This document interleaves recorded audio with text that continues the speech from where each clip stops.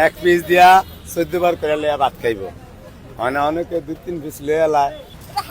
না না, এটা এক পিস নিবেন তো আপনি 4 পিস নিছেন। হ্যাঁ 4 পিস নিছে, এটা 20 পিস হয়। 1 কেজি মাংসতে 20 পিস হয়, হ্যাঁ নিচে 4 পিস। এখানে তো মানে এক পিসের কথা বলছি, আপনি এত পিস দিয়েছেন কেন?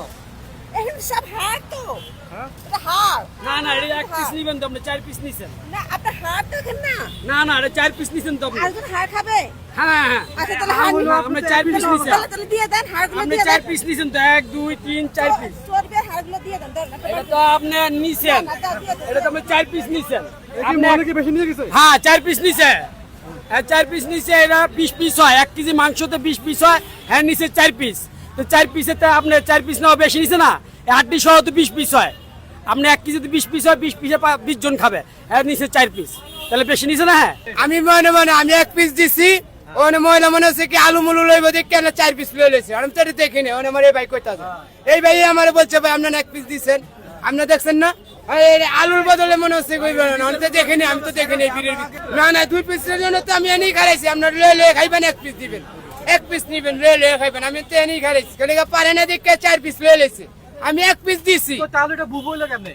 ভূগোলে যে ভিড়ের ভিতরে মনে মহিলা লই লইছে। তাহলে তো এটা বুফে হইলো না। আমার তো এনে কোয়া আছে এক পিস, যত পারেন জুল লন সব লন এক পিস। অনেক মহিলা তো কোন ভাগ দিয়ে লই লইছে এটা তো আমি দেখিনি। এক লগে যদি মুড়ি খান আপনি 20 টিয়ার কিনা হাতজনে একজনে 1 মুঠ বেশি খাইতে চাইবই। এটা একই আমি কমুনা দেয় চুরি করে নিছে। যাক খাইছে, খাইতে মন চাইছে, বুয়া মানুষ মহিলা খাক। এক পিস দিয়া 14 বার করে লিয়া ভাত খাইব। মানে অনেকে 2-3 পিস লিয়া লাই, অনেক ভুলেই লিয়া লাই। আমার কথা এটাই, আমি কমুনা যে ইচ্ছা করে লাই। আমরা যখন প্রথম দেখলাম, প্রথম যে জিনিসটা সেটা হলো যে খাওয়ার পরে উনি নিজে টাকা নেয় না। এটা একটা বিশাল একটা বড় বাংলাদেশের জন্য, এটা এই যে বিশ্বস্ততা, এটা তো আসলে কখনো দেখি নাই। ওনার মতো মানুষ যদি হয় এটা তো অনেক ভালো একটা ব্যাপার। তো আমি এবং আমার ওয়াইফ এটা দেখার পরে আমরা খুবই অবাক হয়েছি। এবং ওনার বাড়ি মতলব, আমার চাঁদপুর মতলব, আমরা মতলবে ছিলাম 6 বছর, আর ওর দেশের বাড়ি তো মতলবেই।